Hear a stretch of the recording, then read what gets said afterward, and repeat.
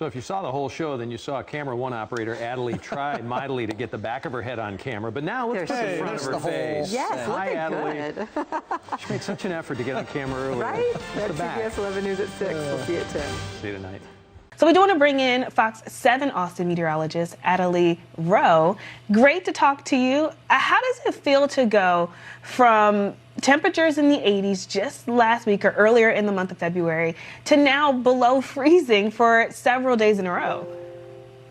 Man, it's definitely a whiplash, but they say if you don't like the weather in Texas, wait 5 minutes. And I'm ready for a warm up, that's for sure, because we've had days like Wednesday where we didn't even get above freezing.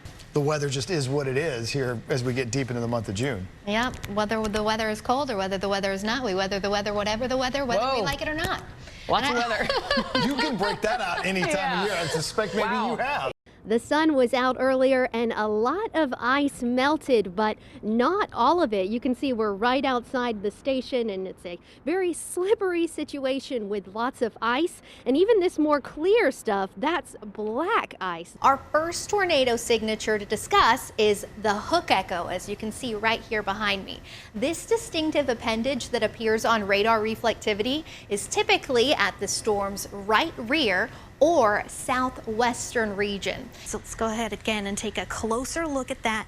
Just to the north of Briggs, there's a little bit of a hook. That's one of those indications that we look for rotation, and we are seeing a little bit of that. And here's a look at velocity. Yeah, I can start to see it does look a little bit more like it's intensifying. So now we do have, this would be the area, and it does line up with where that hook would be right around the Briggs area in Burnett, where we do have those winds going towards the radar in green, away from them in red. That is shear with those winds going in two different directions, and that's where you can start to see your rotation. You need to be in your safe spot, your most interior room of your house, the lowest floor.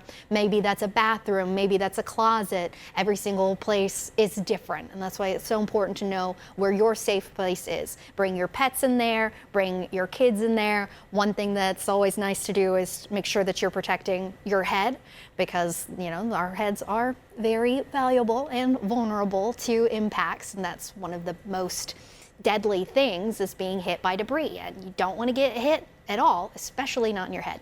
So if you don't have a bicycle helmet or maybe a motorcycle helmet, that's ideal. Sometimes people get pots and pans and put them over their heads. I know it looks silly, but it's worth it to be safe. We care about you guys. We want to make sure you all are staying safe, and I don't care if I lose my voice. I will keep talking until all of these tornado warnings are expired.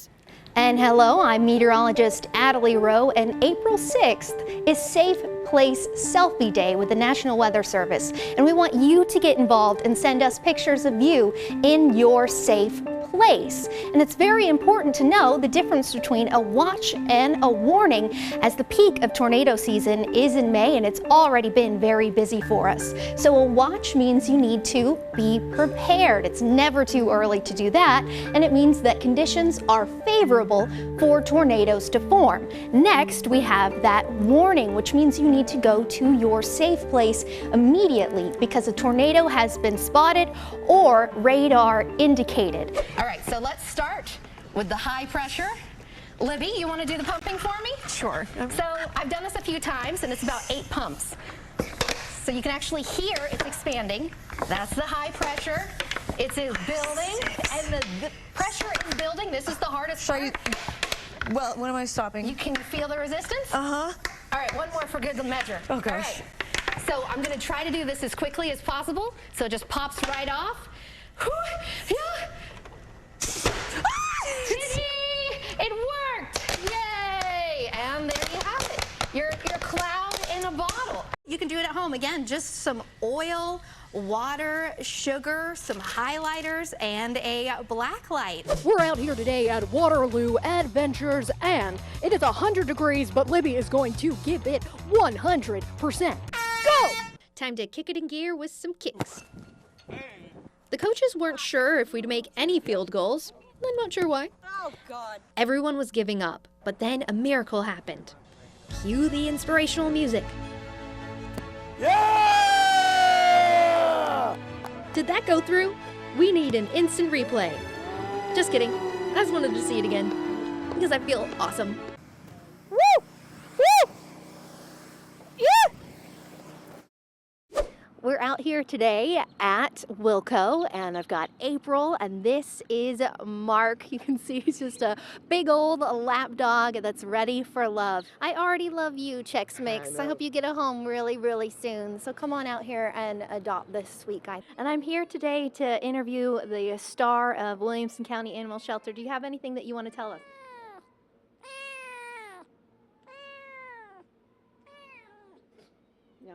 You guys heard it here first. Anything else? Any other comments? You had a little dance. You want to show us some more of it? Did you have fun? Maybe we should try to do it together and then say goodbye? Yeah. All right. How do you do it? Teach me. You put your head like this, stick out your tongue, and do this. Bye, everybody.